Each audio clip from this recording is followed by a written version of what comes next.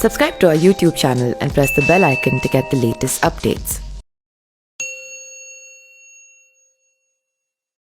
नमस्कार, मैं पिंटू सिंह यादव आप सभी का स्वागत करते हैं अमेजिंग वर्ल्ड में। जैसा कि आप सभी को पता है कि अमेजिंग वर्ल्ड चैनल पर दुनिया के रहस्य, दुनिया के इतिहास और अजब गजब किस्से हम अपने चैनल पर लेकर आते हैं। इसलिए मैं आप सभी से अनुरोध करूंगा कि हमारे चैनल अमेजिंग वर्ल्ड को सब्सक्राइब कर जरूर जुड़ें।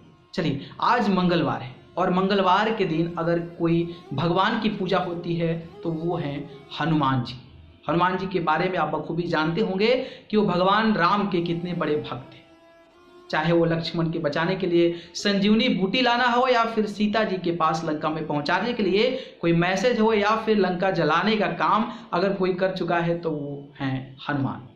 लेकिन आपको हनुमान जी के बारे में एक चीज़ तो पता होगी, लेकिन उसके पीछे का रीज़न क्या है, उसके पीछे का रहस्य क्या है, ये चीज़ आपको नहीं पता होगी। आप सभी को पता है कि जब मंगलवार को भगवान हनुमान के पूजा के लिए लोग उनके मंदिर में जाते हैं तो लोग सिंदूर लेकर जाते हैं। आखिर क्यों? एक आदमी के लिए सिंदूर लेकर क्यों जाते हैं लोग?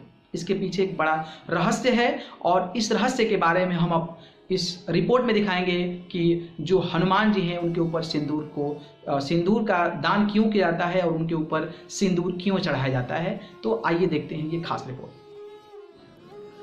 मंगलवार यानी हनुमान जी की पूजा अर्चना का दिन और उन्हें प्रसन्न करने के लिए उनकी प्रिय वस्तुओं को उन पर अर्पण करने का दिन अक्सर ही देखा जाता है कि हनुमान जी को सिंदूर चढ़ाया जाता है। और कई लोग मन्नत पूरी होने के बाद भी हनुमान जी पर सिंदूर चढ़ाते हैं।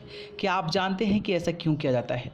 सिंदूर चढ़ाने के पीछे क्या कारण था, क्या कथा है? अगर नहीं तो जानिए क्या कहते हैं शास्त्र और क्यों प्रिय है हनुमान जी को सिंदूर। श्री हनुमान जी ने जगजननी श्री सीता जी के मांग में सिंदूर लगा देखकर आश्चर्यपूर्वक पूछा, माता आपने यह लाल द्रव्य मस्तक पर क्यों लगाया है?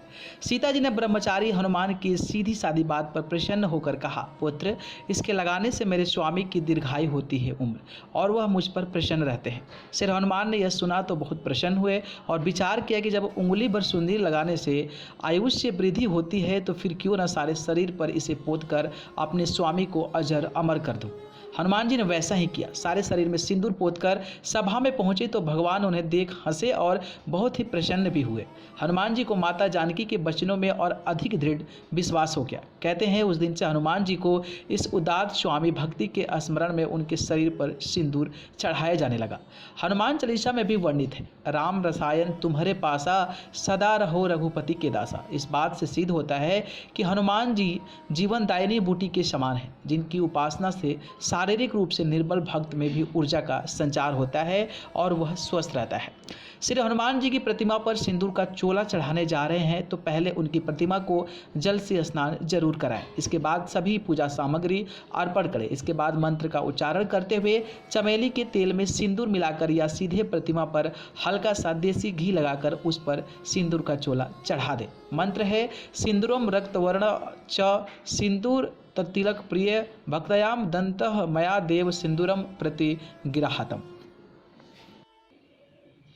तो देखा आपने कि जिस तरीके से हनुमान जी अपने भगवान को खुश करने के लिए, भगवान राम को खुश करने के लिए उन्होंने क्या क्या नहीं किया। हालांकि सीता जी से सलाह लेने के बाद उन्होंने अपने पूरे बॉडी में, पूरे देह में उन्होंने सिंदूर लगा लिया ताकि भगवान राम उनसे प्रसन्न हो। और उसके बाद से ही भगवान हनुमान पर भी ये जो सिंदूर है वो लगाया जाता है और सिंदूर चढ़ाकर उनका पूजा किया जाता है।